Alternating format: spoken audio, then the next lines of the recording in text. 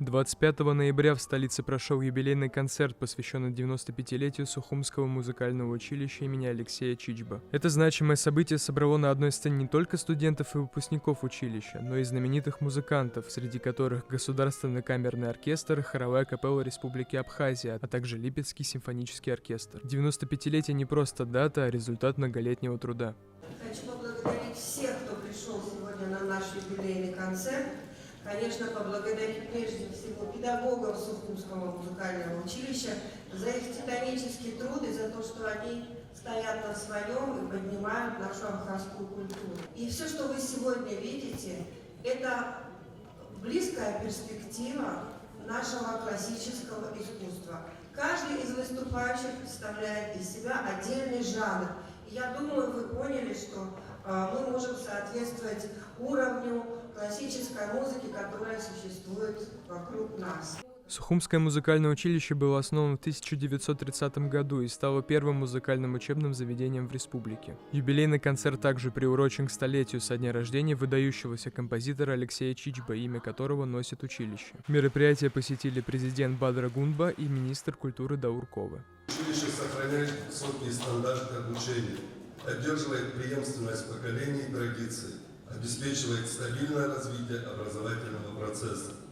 Слаженность работы коллектива создает ту профессиональную среду, где раскрываются способности студентов и формируется будущая музыкальная элита страны.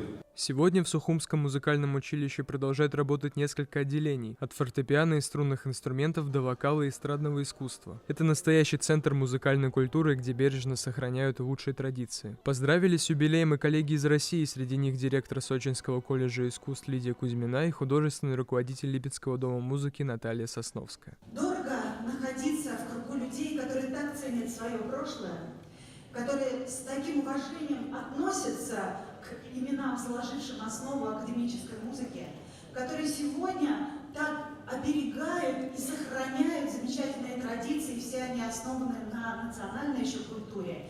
И вряд ли еще мы где-то сможем увидеть вот такое, на самом деле, блистательное будущее. Завершение юбилейного концерта стало еще одним важным моментом для Сухумского музыкального училища. Директор учреждения отметила, что историческое здание, которому более 100 лет, будет полностью отреставрировано благодаря поддержке правительства республики, Министерства культуры Абхазии и России. Это станет новым этапом в развитии училища, открывающим новые возможности для студентов и преподавателей. Мы войдем в новый современный особняк, где будет новое техническое освещение.